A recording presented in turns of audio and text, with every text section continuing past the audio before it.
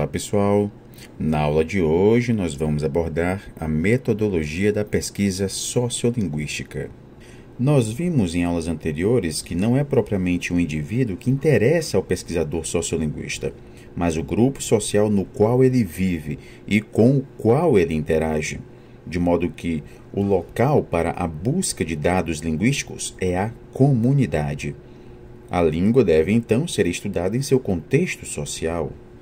Vão ser priorizadas aqui as metodologias de pesquisa centradas nas comunidades de fala. Então, pessoal, o que interessa ao sociolinguista é a língua em uso nas diversas situações comunicativas, especialmente na fala cotidiana. Mais do que o próprio indivíduo, o que interessa é o grupo social.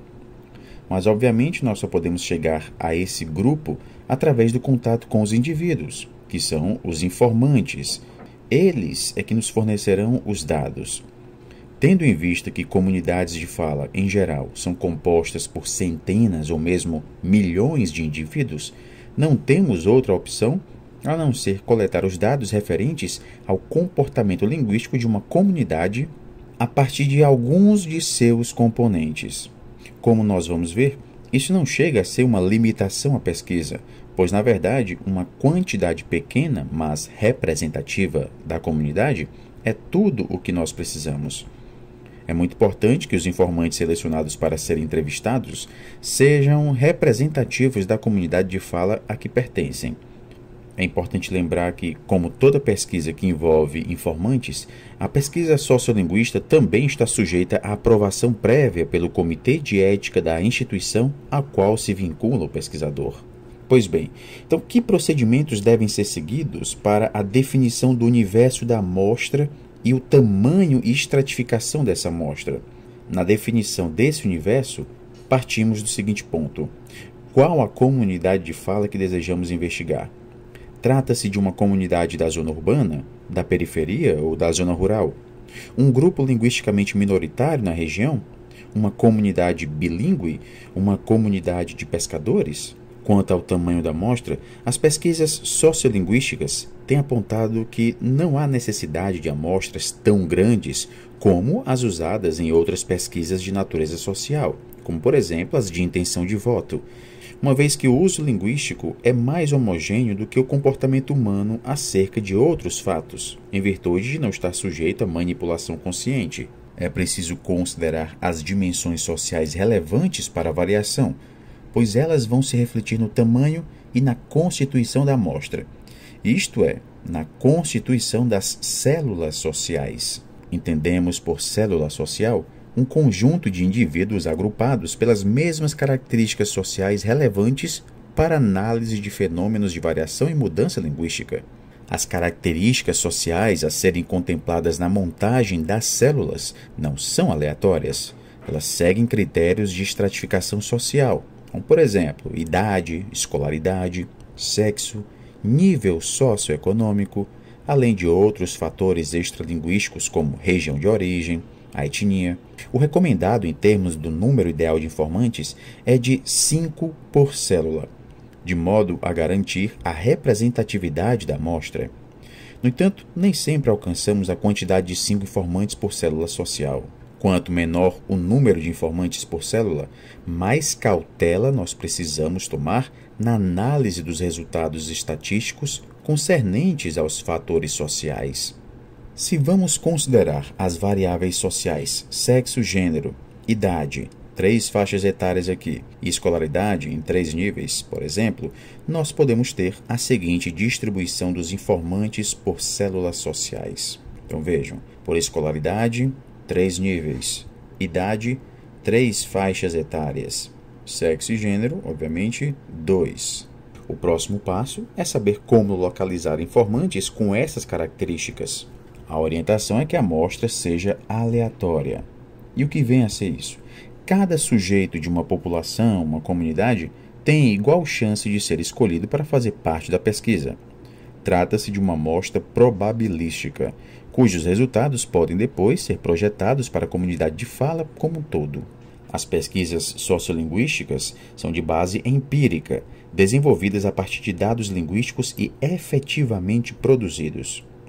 Como já foi enfatizado, as amostras mais representativas para esse tipo de pesquisa são as de fala espontânea.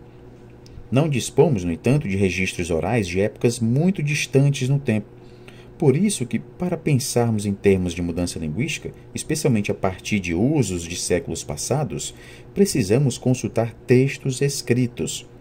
Como então coletar dados para a pesquisa sociolinguística? Que métodos nós poderíamos usar? O principal método para a investigação sociolinguística, obviamente, é a observação direta da língua falada em situações naturais de interação social face a face. Essa língua é o vernáculo, um estilo em que o mínimo de monitoração ou atenção é dispensado à nossa fala. É a língua que nós usamos em nossas casas, com nossos amigos, nas reuniões de lazer, longe dos locais de trabalho. Mas como coletar este vernáculo?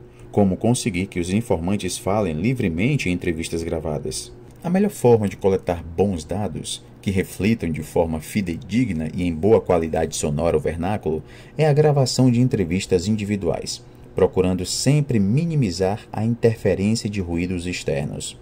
No decorrer da entrevista, os dados mais interessantes provêm de narrativas de experiências pessoais. O falante deixa de prestar atenção no como diz para ficar mais atento ao que ele diz. Há estímulos que podem ser, por exemplo, conte um fato ou uma história que tenha acontecido com você e que tenha sido muito engraçado ou muito triste ou muito constrangedor. O nome que se dá a esse formato específico de interação, cuja finalidade é a composição de um banco de dados para estudos sociolinguísticos, é a entrevista sociolinguística. Um roteiro de entrevista sociolinguística não se restringe à elicitação de narrativas de experiências pessoais. Os fenômenos variáveis que podem ser analisados são de diversos tipos, podendo envolver, por exemplo, tempos e modos verbais, uso de operadores argumentativos, formas de tratamento. O problema é que dificilmente nós vamos encontrar verbos no tempo futuro, ou no modo subjuntivo, ou no modo imperativo, quando se trata aqui de relatos de fatos passados. Nesses relatos, serão muito escassos os operadores argumentativos e diferentes formas de tratamento usadas para se dirigir ao interlocutor. Então, pessoal, o pesquisador precisa estar atento para, de um lado, obter dados vernaculares e, de outro, obter dados pertinentes ao estudo que ele deseja desenvolver. Nas entrevistas, além de estimular narrativas, o entrevistador pode conduzir perguntas como: fale sobre o local onde você mais gosta de ficar ou passear. O que você acha sobre a escola, relacionamentos afetivos? O que você sabe ou gosta de fazer? Como se faz isso? De modo geral, assuntos como relatos de experiências pessoais são os que mais propiciam a fala menos monitorada. Por outro lado, perguntas que requerem a opinião do informante e seu posicionamento mais comprometido favorecem um maior monitoramento da fala. As perguntas de natureza metalinguística acabam por ativar a atenção do falante sobre o como as coisas são ditas. Um roteiro de entrevistas abrangente tem um papel importante tanto para garantir diferentes tipos de assunto e, consequentemente, dados linguísticos de natureza diversificada, como para uniformizar, em certa medida, os tipos de dados de vários informantes para comparação posterior, seja dentro de uma mesma comunidade, seja entre comunidades distintas. Cabe ao pesquisador adaptar o roteiro de entrevista a cada grupo pesquisado. Nas entrevistas sociolinguísticas, o entrevistador deve neutralizar a força inibidora da sua presença, já que ele é normalmente uma pessoa estranha à comunidade. Deve também neutralizar a força do próprio gravador, mostrando-se interessado de fato nas histórias que os informantes vão contar, e realizar um mínimo de interferências no momento em que o informante estiver discorrendo sobre os assuntos que despertem o seu interesse. Tomando esses cuidados, o pesquisador estimula o informante a soltar o seu vernáculo e buscar garantir textos com unidade discursiva e não fragmentados, ou pelo menos pouco fragmentados. Embora as entrevistas sociolinguísticas típicas forneçam os dados mais interessantes para os estudos variacionistas, elas não se constituem no único tipo de material a ser analisado. Nós podemos ter também entrevistas anônimas e rápidas. Por exemplo, ao estudar a variável presença e ausência de R em posição pós-vocálica na cidade de Nova York, Labov visitou 3 lojas e departamentos, fazendo perguntas aos funcionários, cuja resposta deveria ser fourth floor, e registrando a seguir cada resposta. Com essa estratégia rápida de coleta, ele levantou os dados que desejava analisar. Há também observações e apontamentos assistemáticos sobre a língua em uso, em trens, ônibus, balcões de lojas, bilheterias, filas. Podemos também coletar dados em gravações de programas de TV e rádio. Diferentes testes podem ser criados e aplicados em pesquisas sociolinguísticas, como os testes de atitude e avaliação, que levam o informante a avaliar socialmente as variantes, prestígio versus estigma, certo versus errado, identificar características sociais dos falantes, a etnia, a classe social, a partir da audição de gravações, identificar características da personalidade dos falantes a partir da audição, inteligência, personalidade. Temos também os testes de insegurança linguística, que levam o informante a escolher qual, dentre 2 ou mais formas alternantes, é a correta e qual a que ele normalmente usa. Nesse caso, considera-se que o falante vai demonstrar segurança se achar que a sua fala é a variedade de prestígio, vai revelar inseguranças e considerar a sua fala pouco valorizada. Temos aqui um teste de percepção de produção. Vejam só. Numere as frases de 1 a 3, de acordo com o grau de aceitabilidade. 1 para mais aceitável, 2 para a mais ou menos aceitável e 3 para menos aceitável. Eu tenho uma amiga que é ótima. Eu tenho uma amiga que você conhece ela. Eu tenho uma amiga que você conhece. Eu tenho uma amiga que ele se encontrou no Rio. Eu tenho uma amiga que ela é ótima.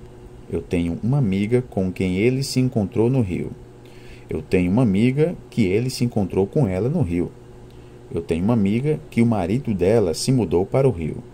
Eu tenho uma amiga cujo marido se mudou para o Rio. E eu tenho uma amiga que o marido se mudou para o Rio. Nas frases A, C, F e I, temos relativas padrão. Nas demais, temos relativas não padrão. Entre essas, as frases B, E, G e H são de relativas com o pronome lembrete, e as frases D e J são de relativas cortadoras. Em um estudo realizado, nós temos que os resultados apontaram que informantes da classe média avaliaram como aceitáveis 79% das relativas padrão, enquanto informantes da classe alta avaliaram como aceitáveis 93% dessas mesmas construções. Por outro lado, a classe média aceitou 47% das relativas não padrão e a classe alta somente 29%. Percebe-se assim uma correlação entre classe social dos falantes e o grau de aceitabilidade de construções sintáticas padrão e não padrão. Uma das hipóteses que surgem aqui é a de que a construção com cujo seja evitada por ser considerada uma forma de pedantismo. Para se fazer uma pesquisa sociolinguística, nem sempre é preciso ir a campo. Podem-se utilizar dados de um banco previamente constituído, e no Brasil já há vários bancos de dados linguísticos disponíveis. O primeiro deles é o projeto NURC, Norma Linguística Urbana Culta, formado na década de 1970, com entrevistas gravadas em 5 capitais brasileiras: Porto Alegre, São Paulo, Rio de Janeiro, Salvador e Recife, com informantes de nível universitário, envolvendo 3 tipos de coleta: diálogo entre 2 informantes, diálogo entre informante e entrevistador e elocução formal. A importância desse projeto se evidencia nos 8 volumes da gramática do português falado e nos 5 volumes que comporão a gramática do português culto falado no Brasil, resultado de um projeto coordenado pelo professor Ataliba Castilho. Uma vez definida a comunidade de fala a ser investigada, os informantes e a amostra a ser analisada, parte-se para a delimitação precisa do objeto de estudo e do seu respectivo envelope de variação. Envelope de variação é o nome dado, em um estudo sociolinguístico, à descrição detalhada de uma variável, de suas variantes e dos contextos em que elas podem ou não ocorrer, ou seja, de como exatamente um fenômeno em variação está se manifestando na língua. É necessário para isso, primeiramente, reconhecer uma variável e identificar suas possíveis variantes. Esse processo inicial é um pouco intuitivo, depende das impressões que o pesquisador tem a respeito da fala da comunidade investigada, mas a partir da observação dos primeiros dados, essa questão vai se delimitando e as impressões do pesquisador sendo confirmadas ou não. Afinal de contas, quantas variantes tem uma variável linguística? A resposta é 2 ou mais, dependendo do fenômeno investigado, pois, como nós vimos, um fenômeno variável implica sempre a existência de 2 ou mais formas de se veicular um mesmo significado referencial. Nós vimos que a variável linguística escolhida como objeto de estudos é tratada na análise quantitativa como variável dependente. Podemos ter, portanto, variáveis dependentes binárias com 2 variantes, ternárias com 3 variantes ou eneárias com 4 ou mais variantes. A variável dependente é tomada como referência para se testar a atuação de diferentes variáveis independentes ou grupos de fatores que possam influenciar a escolha entre as formas alternantes ou a aplicação da regra variável. Uma vez definido o envelope de variação, passa-se à formulação de questões e hipóteses.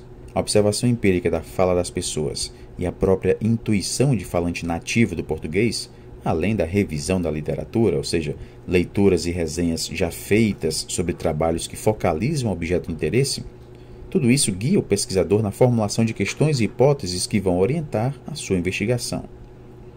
Para exemplificar, consideremos a variável morfossintática concordância verbal com P4.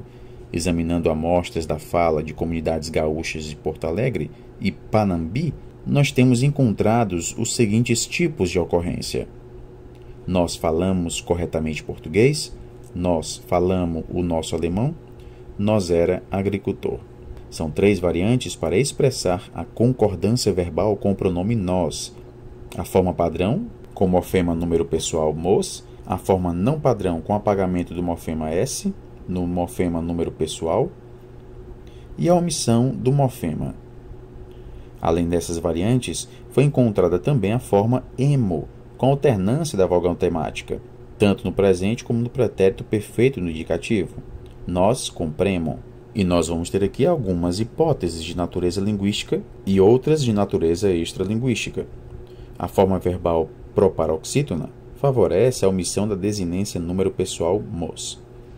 A posposição do sujeito favorece o apagamento da marca de concordância. As formas não padrão, zero e mo, são favoráveis na fala dos informantes com menor grau de escolaridade. As formas não padrão são mais favorecidas em Panambi, em decorrência da aquisição tardia do português pelos falantes bilíngues, alemão e português, desta comunidade. O que nós temos aqui são hipóteses que vão se confirmar ou não. Temos então aqui 4 grupos de fatores que serão investigados: posição do acento, posição do sujeito, escolaridade e comunidade. Então, como nós podemos ver, numa pesquisa sociolinguística, a definição dos grupos de fatores está intimamente relacionada às hipóteses, que, por sua vez, são formuladas em termos de respostas provisórias às questões levantadas. Definir os grupos de fatores representa um importante passo na pesquisa, e é uma tarefa que, normalmente, vai sendo refeita ao longo da análise. É comum nas pesquisas empíricas, que lidam com dados reais, irmos refinando as hipóteses, incorporando novos grupos de fatores e descartando outros, por exemplo. A codificação dos dados é um requisito para análise estatística. Para cada fator de cada grupo, por exemplo, masculino e feminino são fatores do grupo de fatores sexo e gênero, é atribuído um código. No interior de cada grupo de fatores, os códigos devem ser obrigatoriamente distintos um do outro. Já nos diferentes grupos, pode haver repetição de código. Os códigos disponíveis para esse procedimento são as letras, os números e os símbolos dos caracteres do teclado do computador, de modo que cada código deve corresponder a um único caractere. O próximo passo é examinar a amostra delimitada para a pesquisa e extrair cada ocorrência da variável acompanhada do contexto em que ela está inserida. É preciso considerar o contexto em que aparecem o sujeito e o respectivo verbo, No exemplo utilizado por nós, é preciso considerar o contexto em que aparece o sujeito e o respectivo verbo, atentando para a possível distância que pode separá-los, bem como para a ordem em que eles aparecem na sentença. Feito o levantamento de todas as ocorrências, parte-se para a codificação desses dados. Imaginemos que estamos codificando os dados de um formante de Panambi com até 4 anos de escolaridade. Nós teríamos o seguinte quadro. Nós temos aqui a codificação, seguida da sua ocorrência. Por exemplo, o 0 indica o apagamento, na posição do acento proparoxítona, em indivíduos com até 4 anos da comunidade de Parambi. Nós sempre cantava. Dependendo do tipo de fenômeno que está sendo investigado, podemos chegar a um número bastante elevado de dados. E dependendo do número de variáveis independentes testadas, a quantidade de informação associada a cada caso também será grande. Daí a necessidade de lançarmos mão de recursos computacionais, com a utilização de um pacote estatístico. Nas pesquisas variacionistas, o pacote utilizado é o VARBRO. Trata-se de um pacote estatístico desenvolvido por David Sankoff e Pascal Rousseau em 1978, usado para descrever padrões de variação entre formas alternativas de uso da língua. O pacote fornece cálculos de frequência, percentuais e pesos relativos associados a cada fator das variáveis independentes em relação à aplicação da regra, indicando a influência de cada um desses fatores sobre o uso de uma das variantes. Pois bem, pessoal, nós vimos aqui então os passos de uma pesquisa sociolinguística.